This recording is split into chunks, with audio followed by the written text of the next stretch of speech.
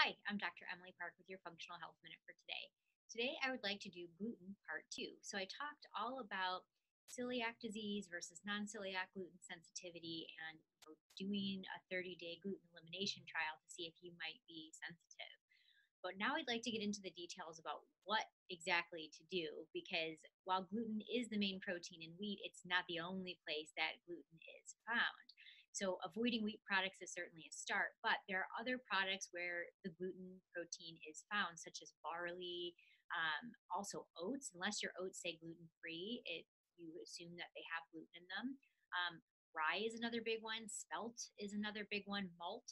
All of those have gluten in it, and you have to get really specific and look at the ingredients on every single processed and packaged food item, and sometimes they're clearly labeled, like it will say wheat, or it'll say gluten in it, or it might just say barley or rye or spelt or oats, malt. It'll say the exact ingredients in it, but sometimes they're a little bit tricky, and it may just say something like hydrolyzed protein, and you don't really know what that is. So if you're doing a strict 30-day gluten elimination, you really want to do products that are certified to be gluten free if you're eating from a package, right? And it'll actually have some type of stamp or certification on there indicating that it is certified gluten free.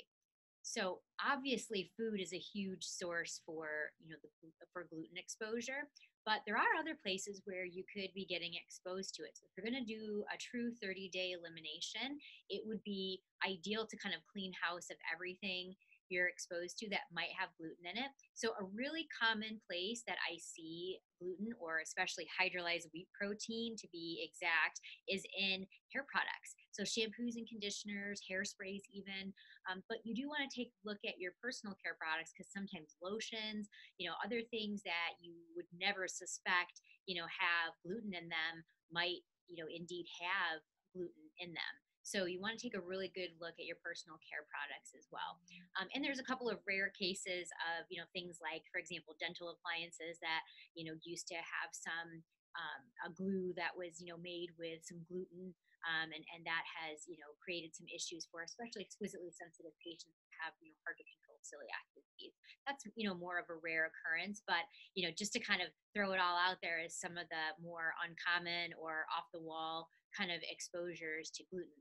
But if you just want to do a gluten elimination for 30 days to find out if you're sensitive or not, the main things you want to look for on labels are wheat, barley, rye, spelt, oats, and malt. And there's a huge list of specific flours, because, and there's even different versions of wheat, right? There's einkorn wheat, there's semolina, durum, but those are all still wheat proteins. So you really do want to kind of get specific and know what it is that you're putting in your body. The other thing to consider, after you're done doing your 30-day elimination of gluten, you of course are going to want to try to do a reintroduction phase where you reintroduce, one serving 3 times a day, 3 days in a row, as the only new thing you're showing your body. And you do want to document, how you feel from head to toe, because it might not just be gut symptoms, right? We know this from previous videos that it could be, anything from head to toe: headaches, muscle aches, joint pain, skin rashes, mood changes, trouble with sleep. There's a laundry list of things that could occur with exposure, with a food sensitivity exposure to anything, not even just wheat. So those principles apply to doing the elimination and reintroduction process with any food.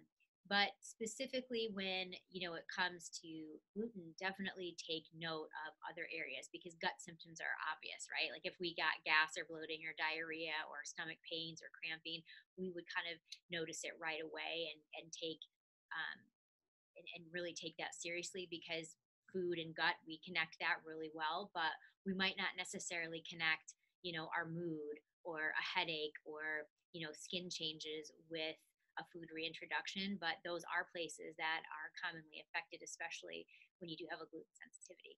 So this is Dr. Emily Park with your Functional Health Minute.